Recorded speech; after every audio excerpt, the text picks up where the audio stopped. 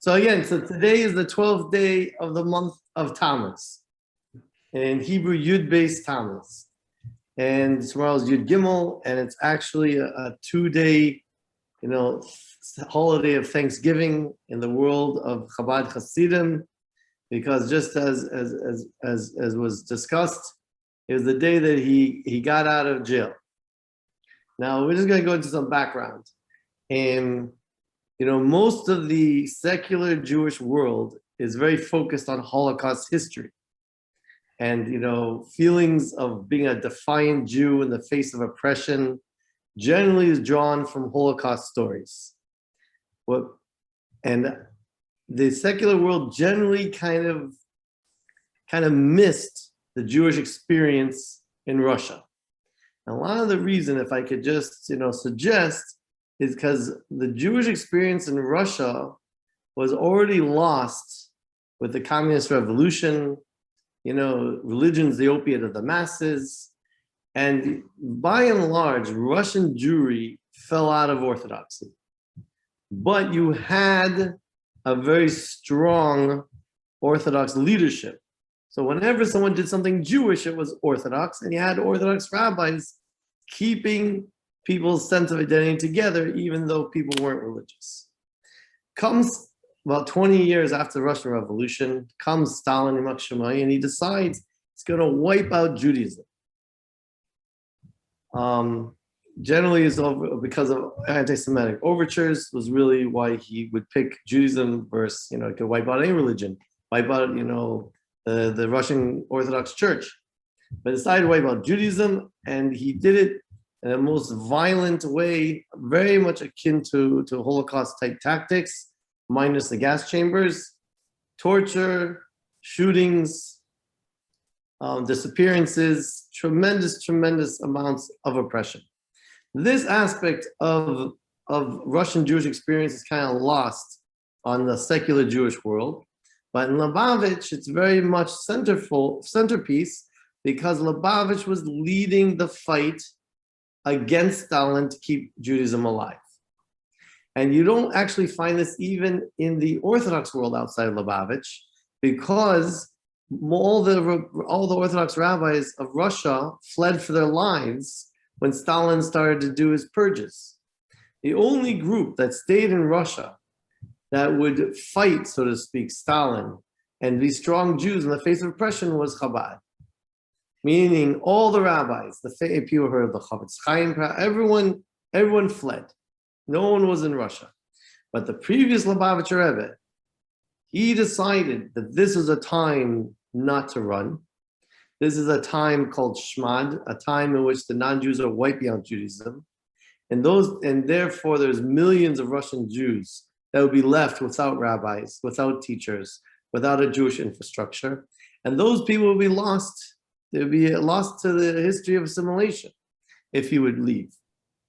Therefore, he decided to commit himself and all his followers to continuing, the synagogues, continuing people going to the mikveh, continuing people having yeshivas, Hebrew schools, continuing Brit Milah, continuing, circumcision, continuing kosher weddings, continuing everything in the face of the oppression, but they would just move it underground. That was a conscious commitment of the previous Lubavitcher Rebbe, in which he realized that this was going to be like the times of Hanukkah, is how he explained it. Times of Hanukkah, you had 500 of the Hashmonim standing up against thousands of Greeks. And I don't want to get into too much, but also, thousands of Jews who were taking the Greek side. 500 people against all these people, you had a shot in a haystack, but they felt it doesn't matter what our chances are. It's a time to stand up for truth in the face of oppression, to destroying Judaism. And now's the time to fight to the death. The only difference was Hashmonim, in times of Hanukkah, took up actual arms and weapons. And the previous Lubavitcher Rebbe, instead of arms and weapons, the weapons would be the obstinance of a Jew in the face of oppression. And people would be strong in order to keep up all the Jewish rituals and the mitzvahs, no matter what would happen. And there was a very famous farigin, a famous gathering, in which the previous Lubavitcher Rebbe led Hasidim into actually verbally committing themselves to die instead of give up. Because people who were teachers of a cheder, teachers of a grade school, learning, the alphabet, Hebrew, learning the Chumash, whatever it was they were teaching, were literally putting their lives on the line, because if they were caught, they would be either immediately executed, or they'd be tortured to death, or they'd be sent to the gulag, where 10 million people passed in the gulag. It wasn't a sure thing that you would be getting out of the gulag.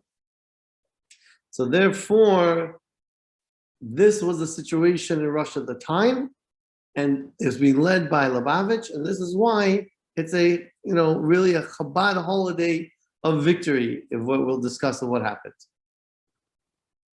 Just a very interesting story on the side note. There's a rabbi here in Crown Heights, Abba Paltiel. He's, how old is he now? In the 80s, I guess. He was a little boy in Russia, and he was in a grade school, little nursery school, grade school type age, in one of these underground schools, one of these underground chadarim.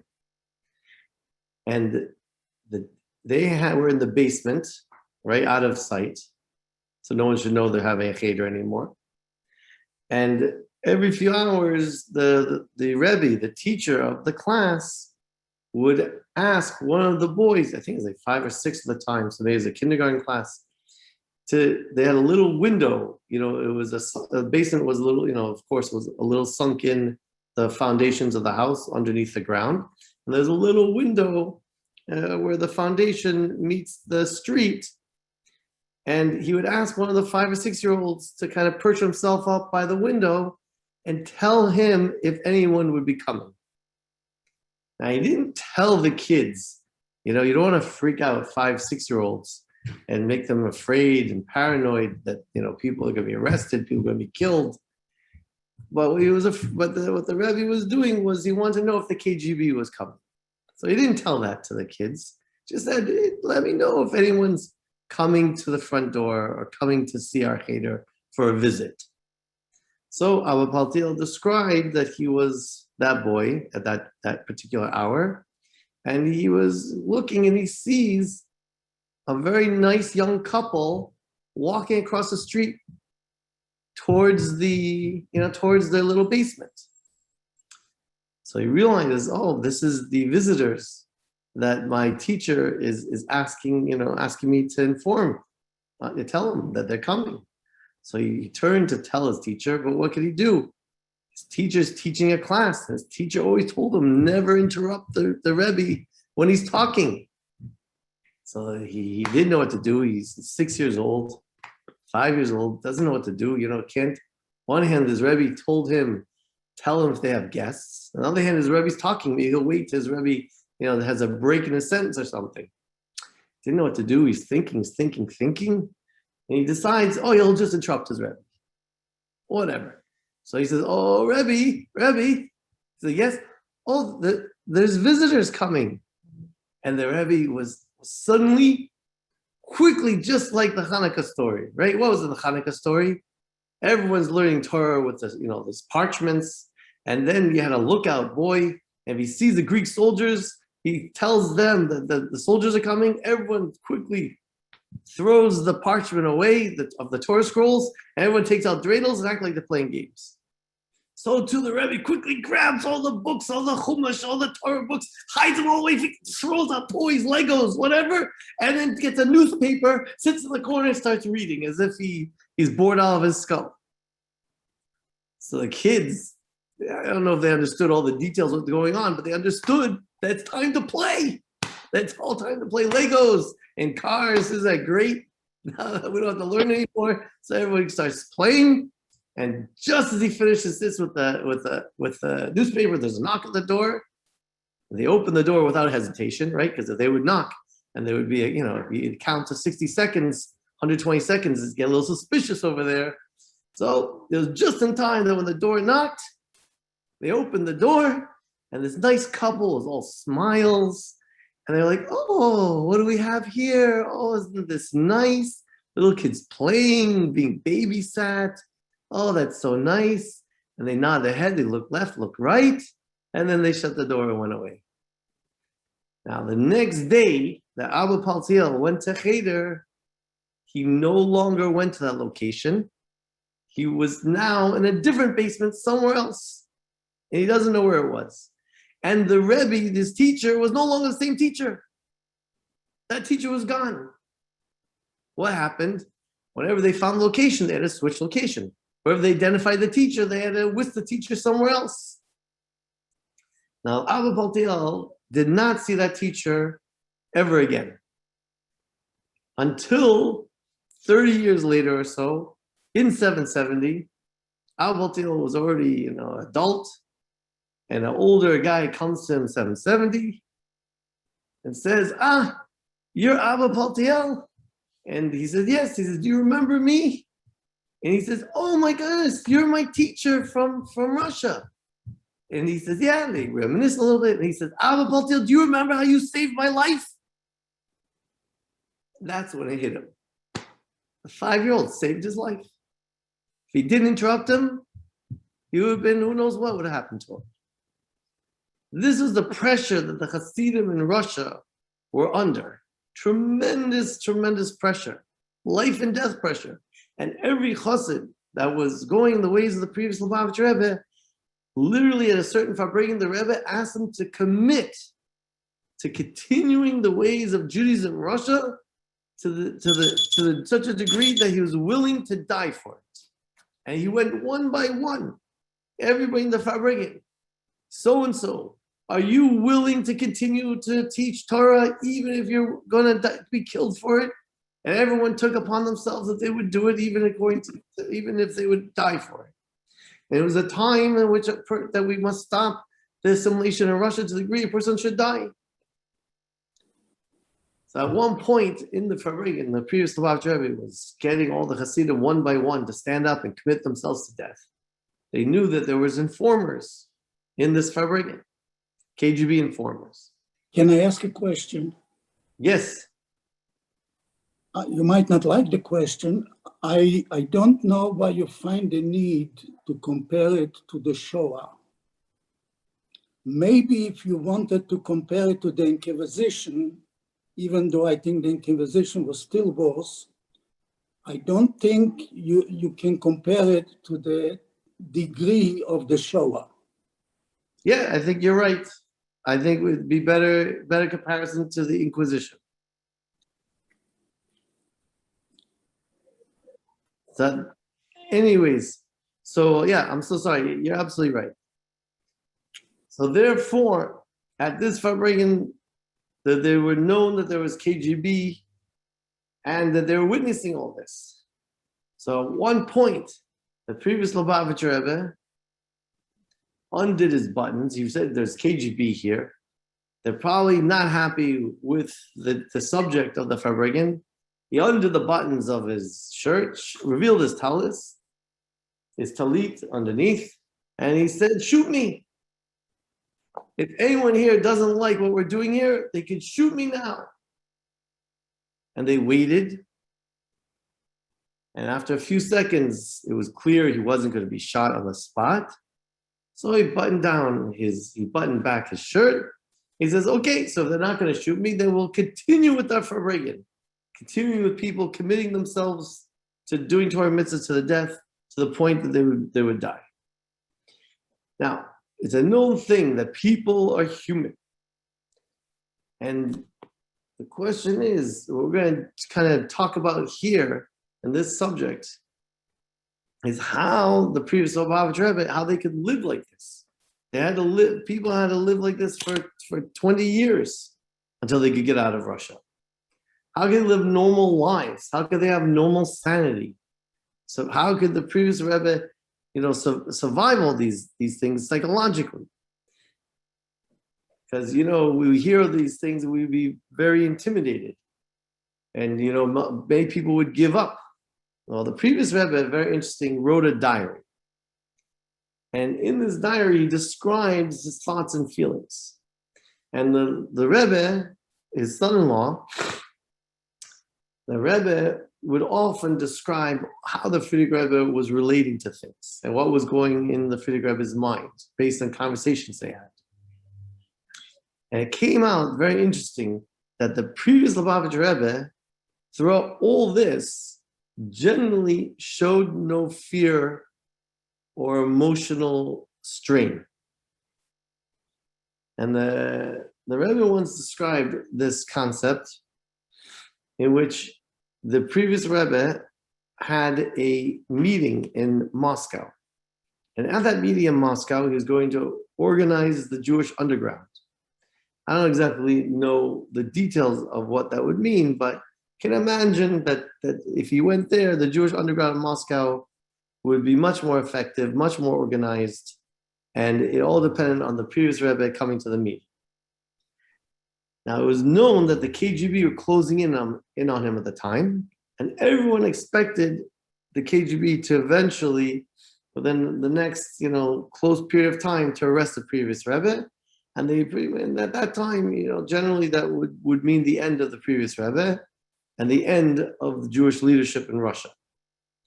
So people were very nervous and very concerned. On that particular day that the Rebbe describes, the previous Rebbe was going to take a train from Leningrad to Moscow, and there he's going to organize the underground. So to get to the train, he was going to have some kind of car service pick him up from where he's located.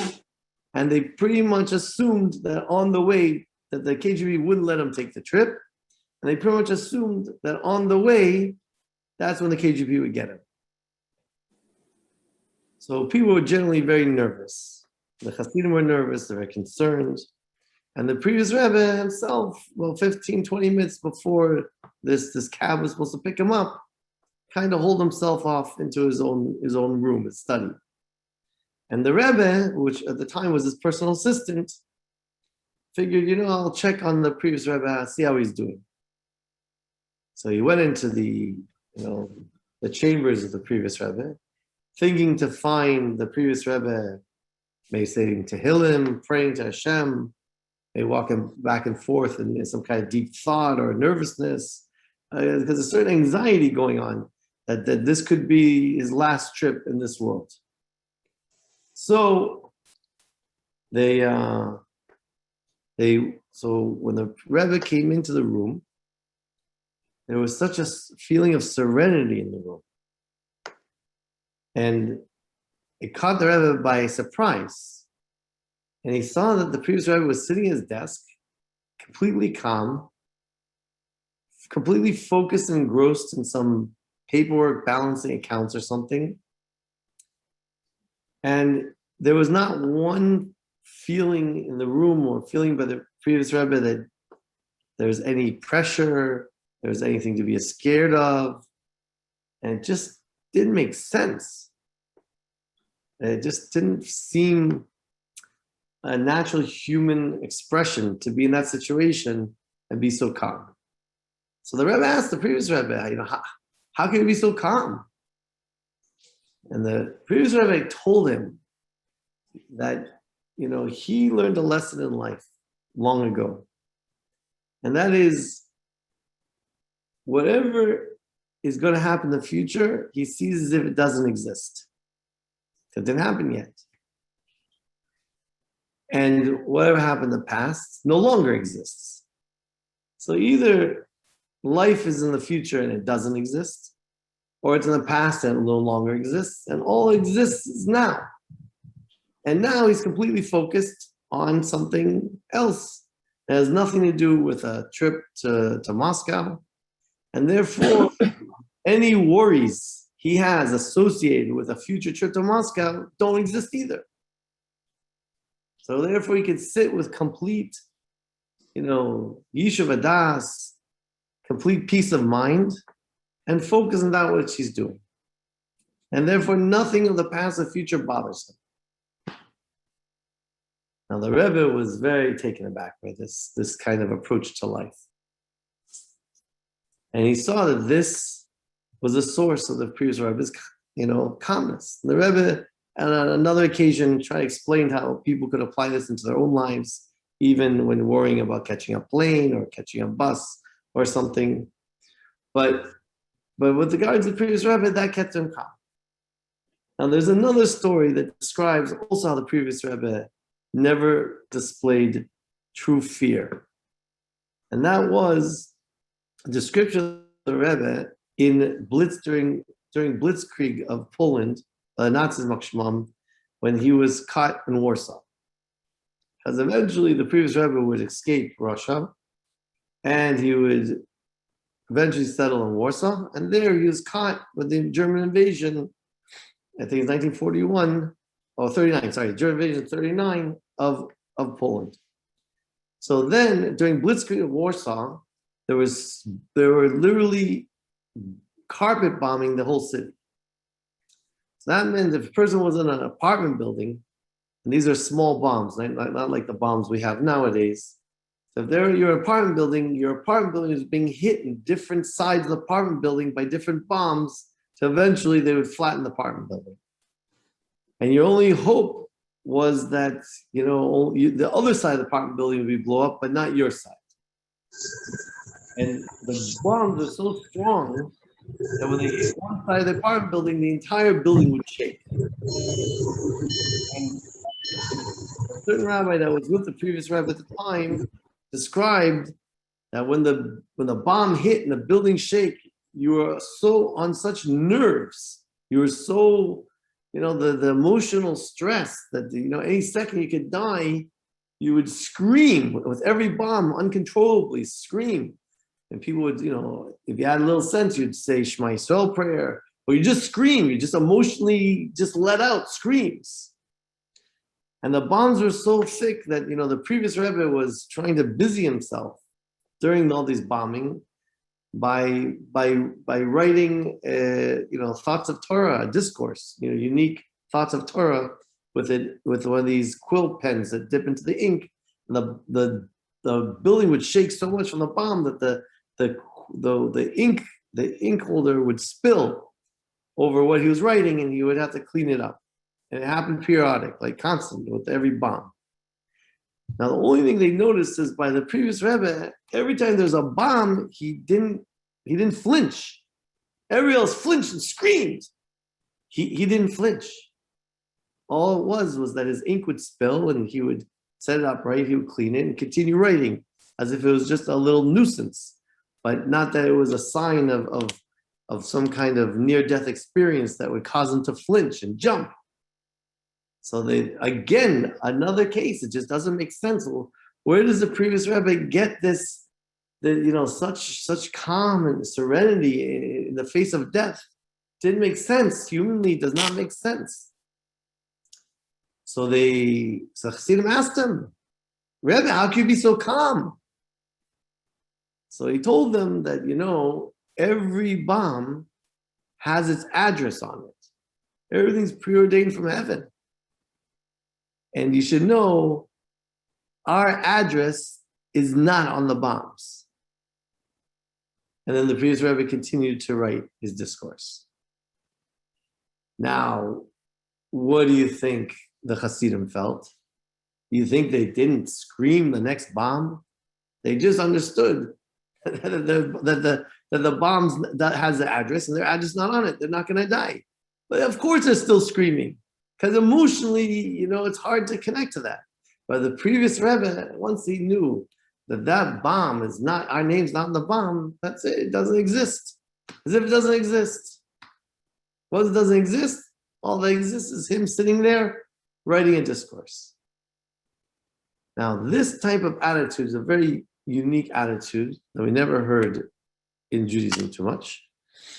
And this is the attitude that took the previous Rebbe through his tortures in the KGB headquarters. Because when he was eventually arrested, not in this particular trip going to Moscow, but 2 weeks later, he was arrested in 1927, and he was sentenced to a firing squad that would be eventually commuted to internal exile in Russia, that was eventually commuted to leaving Russia.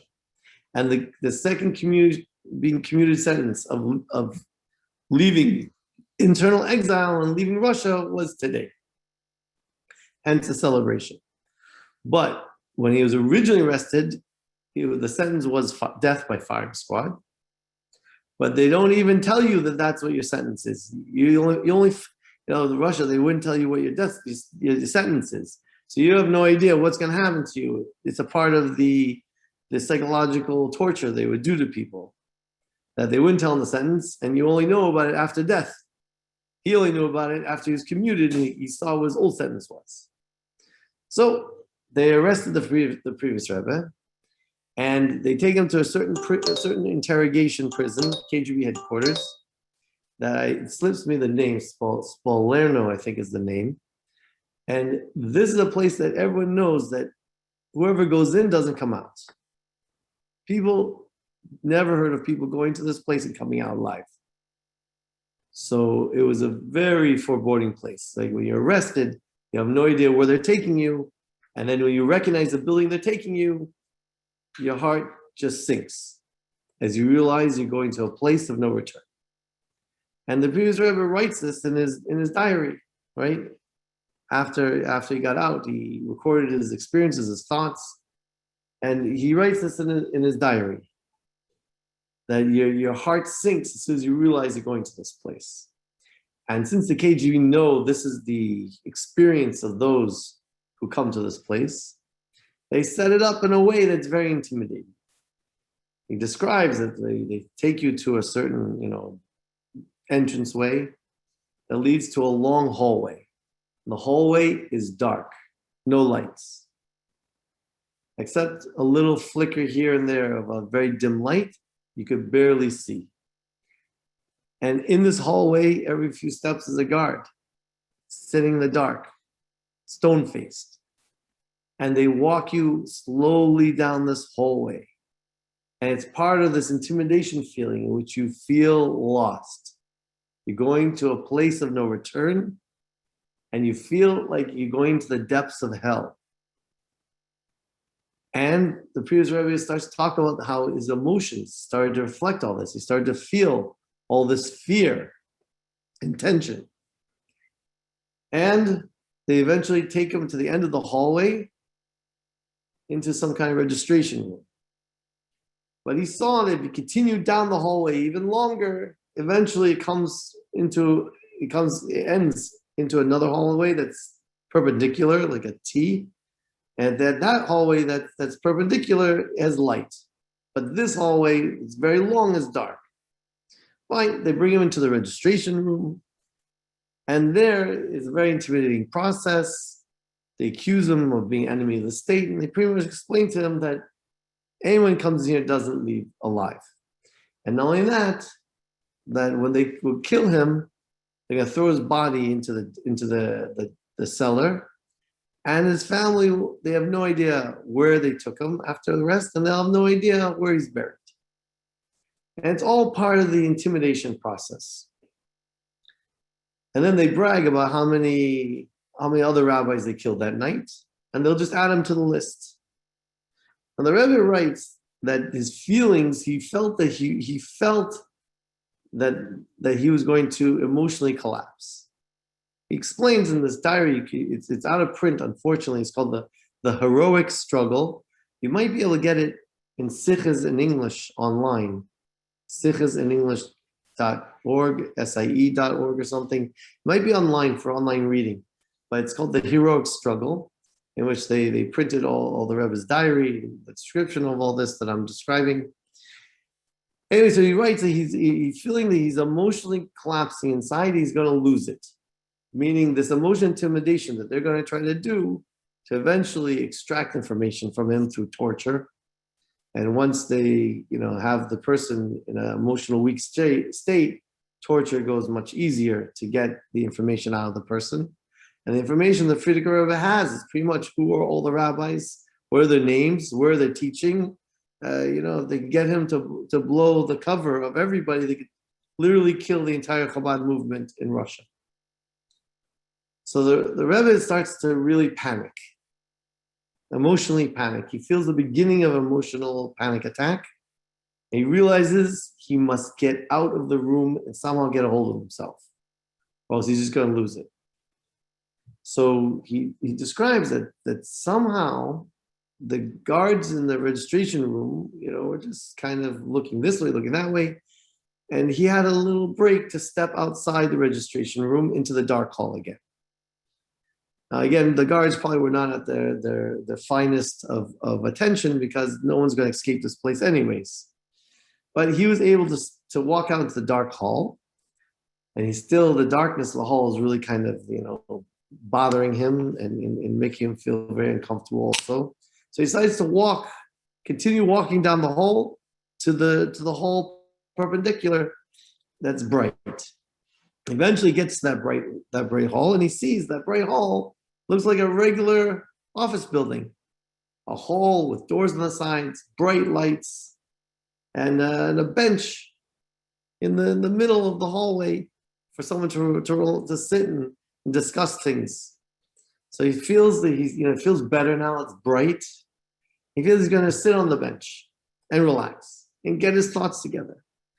While he's on the bench, he realizes that this whole concept of that nothing else exists, right? The future has yet to be. The past doesn't exist. He realizes he's not going to allow the reality of the KGB to exist by him. He's not going to allow the reality of jail to exist. What he's going to do is he decided that whatever he does, he won't recognize the reality of the KGB. He won't speak to him in Russian. He decided he's only going to speak to him in Yiddish, and they could go get translators. They could do whatever they want. He'll only speak Yiddish. He will continue to ignore his surroundings wherever he is, and only think thoughts of Torah the entire time, and completely ignore where he is. And he won't give any attention to any reality around him, and therefore negate any reality around him and act like he's not there, to the degree that he puts himself into a different place. And he resolved that that's how he's going to live from that moment on. As he's having those thoughts, a serenity came upon him, a calmness. And he just felt like he's just having a nice sit in a bench, in a bright office, bright office hallway. And that's all where he was. The registration room for his death was long gone, didn't exist. His arrest didn't exist. All that exists was him sitting on the bench. He was so calm. It was 1927, 1920s. Like in those days, you take out a cigarette, he starts smoking and having a mid-afternoon, midnight smoke, wherever time it was the day. So there he is, calmly smoking on the bench. And as he's smoking, and three people come out of an office just a little bit down the hallway from where his bench is. And they're laughing, three office workers. The day must have ended for them. And they, parted goodbye. And as soon as they see him on the bench, they kind of like shocked. But they go off to wherever they go at the end of work. Except one of the office workers was a little more curious, and he came to the bench and sat on the bench with the previous Rebbe. And the previous Rebbe didn't really take note of him. He's thinking thoughts of Torah, thoughts of positivity, smoking his cigarettes, which is a very odd sight because, he's clearly a Hasidic rabbi in KGB headquarters. A long jacket, beard. So the guy sitting next on the bench turns to him and says, "Do you have a smoke?" So the previous rabbi says, "Sure." Takes out a cigarette, gives the guy a cigarette. They put their cigarettes together, shares one light to the other, and they start having a smoke together, as if they're in the middle of the day, some park. And they're silently smoking. And it's just such a weird experience. The guy asked the previous Rebbe,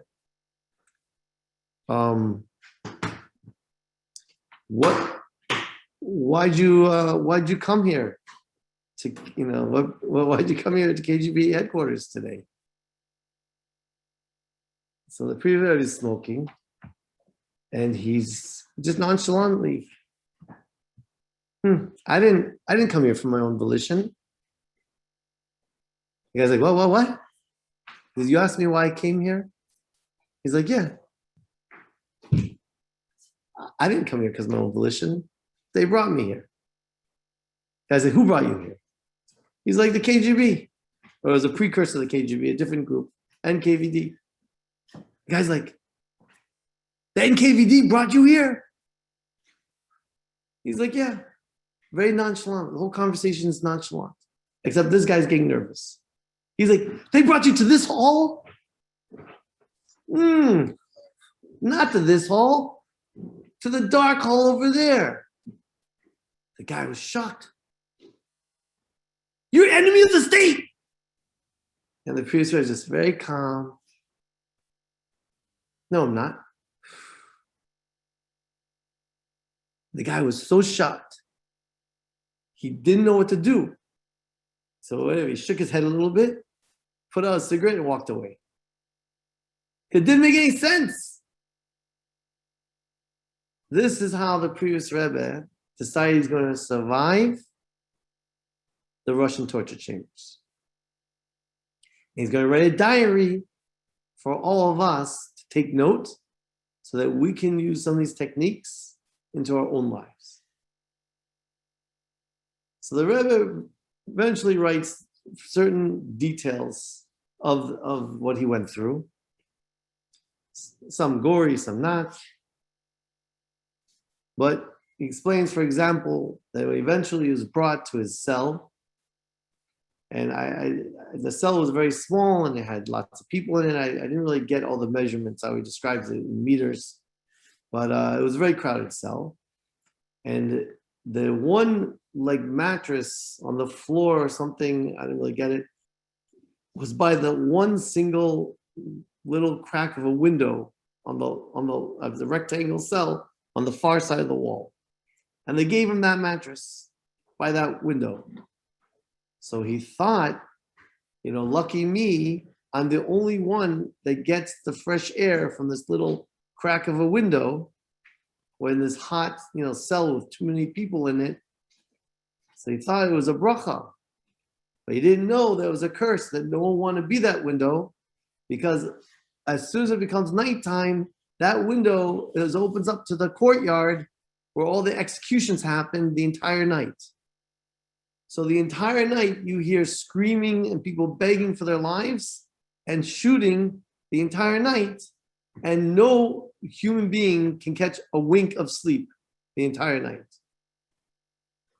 But the previous Rebbe again described that feeling, and instead he put himself into a state of serenity, of just Torah thoughts, as if there is no prison cell, there are no executions, and he said he even heard the gunshots as if they were a distant echo, like a muffled echo. He couldn't even hear them anymore. And he was always wondrous how the mind can put you someplace elsewhere than where you are. And it's only within your own desire and control of your mind where you are. Another instance that previous Rabbi explained was his experience of being tortured. Now what happened was, or rather his interrogation, because what happened was the entire night while they're having executions outside, people being executed are being pulled from their cell. So not only do you hear executions the entire night, but you hear doors opening, people being dragged out of cells, and people screaming. And you're always worried that it's your cell that's going to be open, and it's going to be you they take, and you have no idea. At the same time, they're taking people out for interrogations. And again, you don't know if you're being taken to interrogation or you're being taken to be shot. The emotional turmoil is extreme. So explained eventually, one of the nights, they took him out. And he had no idea where he's going. And they eventually took him for the interrogation room. Now the interrogation room had a line waiting for the interrogation room. So there was an interrogation room, and outside the interrogation room was like a bench where people would wait their turn to be interrogated. And the door was thin enough that you could hear the interrogation of the guy before you. And you could hear the beatings. And sometimes the guy came out alive. Sometimes he came out beaten beyond recognition. And sometimes you'd hear the gunshot, he'd come out dead. And it was all to intimidate you of who would be the next guy to fall prey to this. Now, the previous Rebbe eventually was called in. And of course, he didn't speak any Russian, only Yiddish, so they had to have an interpreter. And at one point, he was giving them such a hard time. And these interrogators are very bloodthirsty people with very little patience. And the previous Rebbe was not giving up any information. That the interrogator, what usually happens, the interrogator gets frustrated with the guy, he's worth nothing, that's it. Shoots him on to the next guy. So the Rebbe writes that the guy put a gun to his head and he's going to shoot him. And the Rebbe looked at the guy, and this is how the Rebbe describes the story. He looked at the guy and he says, this toy that you hold in your hand, referring to the gun, only scares a person who has but one world to live and he has two gods. But somebody who has one God and two worlds to live, not only does not scare me, it doesn't even make an impression. And when he said that, the interrogator was taken aback, put down the gun, and I'll just see if you can all hear me because I see my internet's waning. Put down the gun, and they released him from interrogation. And soon after that incident, the previous Rebbe his sentence was commuted and to internal exile. Now, what happened here? I never understood. Everything I said now, I kind of understood more or less what was the attitude of the previous Rebbe. But in this case, I never really understood. What does it mean that the interrogator is going to shoot him? I understand he doesn't, not getting enough information from him. He's losing his patience. But the previous Rebbe should say that this gun, doesn't make an impression. It's just a toy. And now the interrogator should just put down his gun and just call the interrogation off. It didn't make any sense to me. For years, it makes sense. Like, why doesn't he just shoot the previous Rebbe like he shoots everybody else? So I finally got an insight into this from a friend of mine in the Israeli army. I would like to suggest, perhaps what was going on. And my friend told me that he was in certain special forces in the Israeli army. And they're stationed in Gaza. It was way before Israel gave Gaza to the Arabs. And it was being ruled by Israel at the time. And he was part of a group that would go and arrest terrorists. They would have a guy, an Israeli soldier, undercover in an Arab village. He would go around finding certain names of terrorists they're looking for. And these guys were usually in hiding, but they would come out of hiding sometimes, go home, visit their wives. And what that would happen, if they had inside information, that guy would find out the information, send word to the commando unit that was then, situated some army base nearby. Then that commando unit would quickly go, and they would, they had sometimes a mission to kill the guy, sometimes a mission to arrest the guy. Often it was to arrest so they could take him, get him back alive and interrogate him. So my friend said that if, they knew the personalities of the people that they were going to arrest, they would, they had profiles of the person. They would learn what this person did, what terrorist attacks they did. and in a way to motivate all the soldiers that they knew that they're on the right side of morality, and these people definitely deserve what they get. So what happened was, he said, "Son, you'd build a hate for these terrorists, a personal hate, an emotional hate." So he said that for this particular terrorist that they had this hate for, they got the call that he had come home to visit his family. So they quickly go and make the move to go and arrest him. So my friend describes that the way it worked was there's an outer wall to the guy's house, his compound, so to speak. And two guys would jump the outer wall, and they jump onto the inside of the outer wall, and they would stand there with guns to cover in case there was anybody there, guards or something. And the next two guys would jump on over the outer wall, and they would continue running to the next doorway, go to the doorway, cover that, and so on, and two guys and two guys and two guys, till eventually they would make it in, which each group always covering for the guys behind them. So that means the first guy over the wall would generally be the last guy to reach the terrorist. If the terrorist, let's say, was inside the house to the, let's say, the inner room, the bedroom, let's say.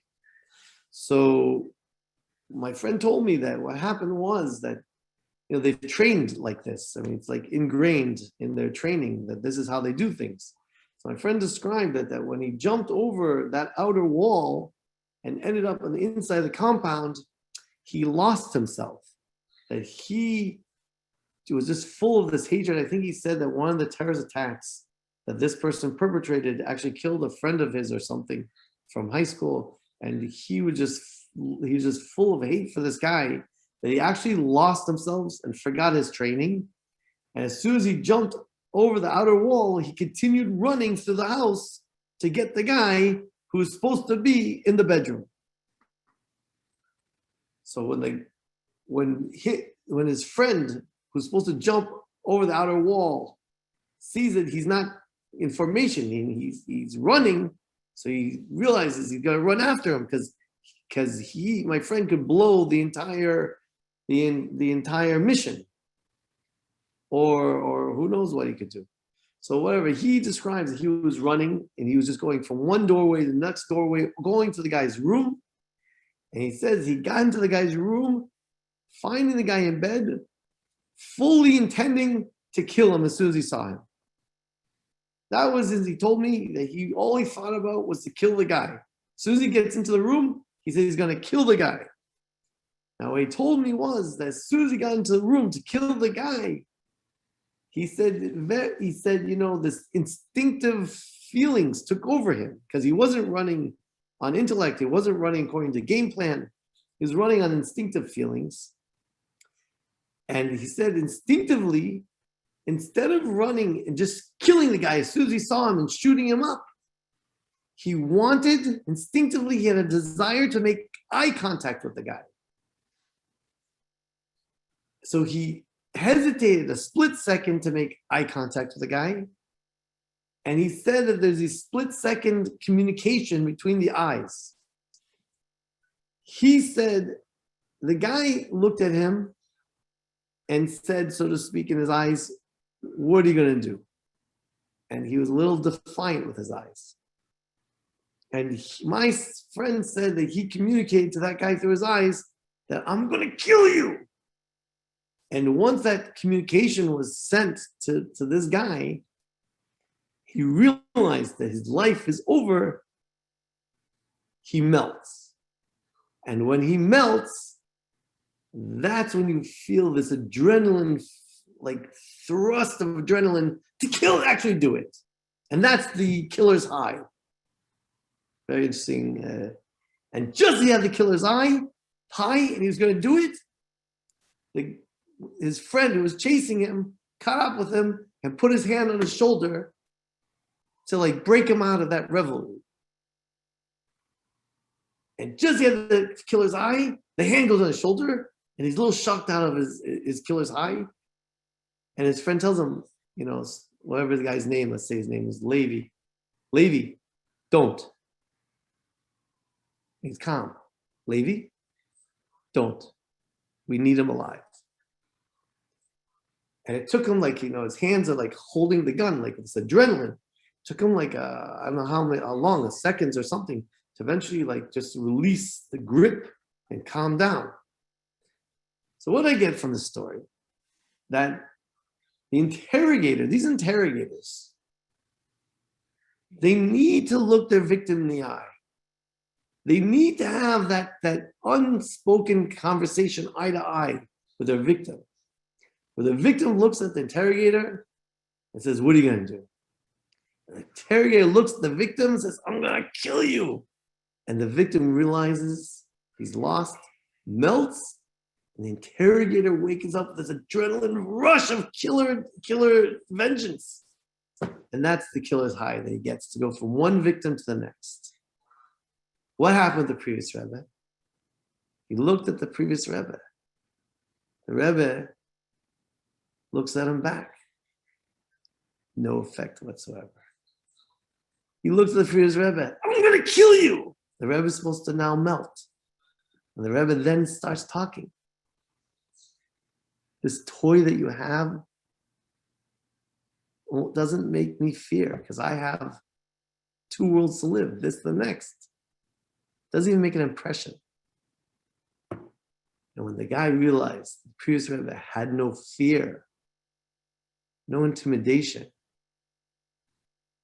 it was like the guy on the bench. Doesn't make any sense. The guy on the bench put out a cigarette and walked away. It doesn't make any sense. This interrogator, it's it. It's it. Interrogation's over. This is not playing by the rules of the game. The laws of nature that says there's killers and there's victims. He put down the gun and says interrogation's over. This is this lesson we're learning from Yud Beis Tamuz. That a Jew does not have to fear the world. You don't have to look at the world and see the world is an ominous, scary place. Instead, a Jew keeps his head away from the world and puts his head into Torah. And keeps his thoughts with God.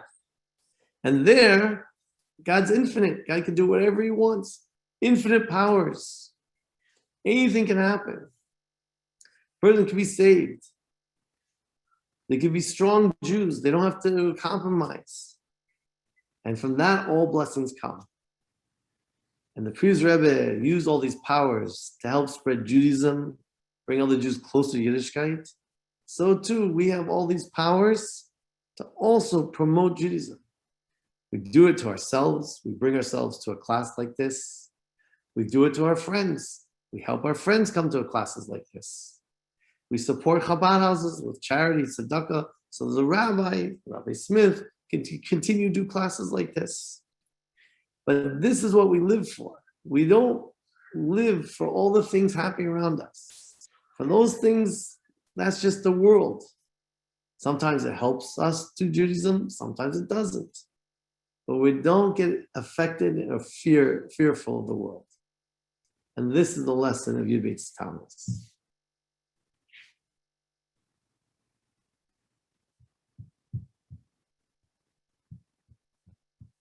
Incredible story. Yeah, Shikaya, thank you. Yes, glad you enjoyed it. Thank you, Rabbi Stein. Thank you. So we should wake up Rabbi Smith over here. He probably thinks I'm ending for 3 minutes. He's awake. He's outside someplace, I'm just joking. trying to figure out where he is, like a hospital.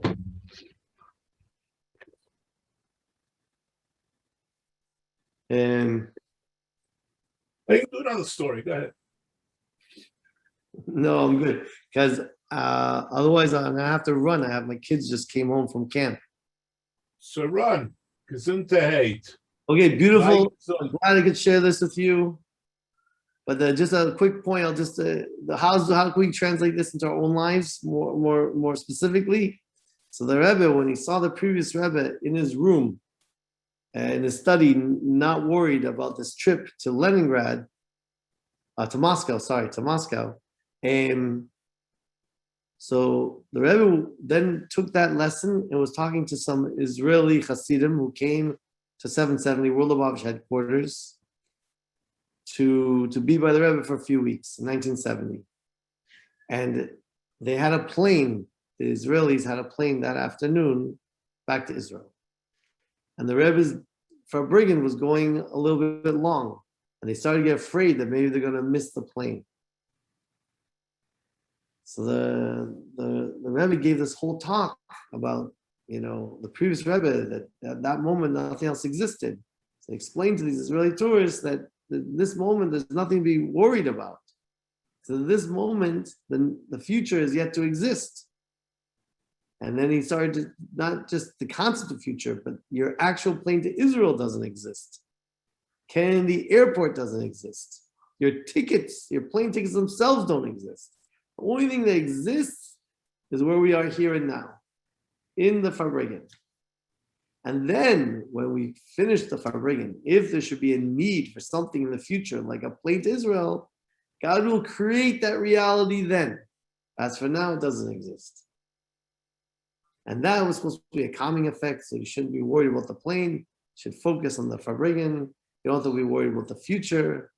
The future doesn't exist, so there's what to be worried about. Just your imaginative thoughts of the future. That are just your imagination, not to be taken literally.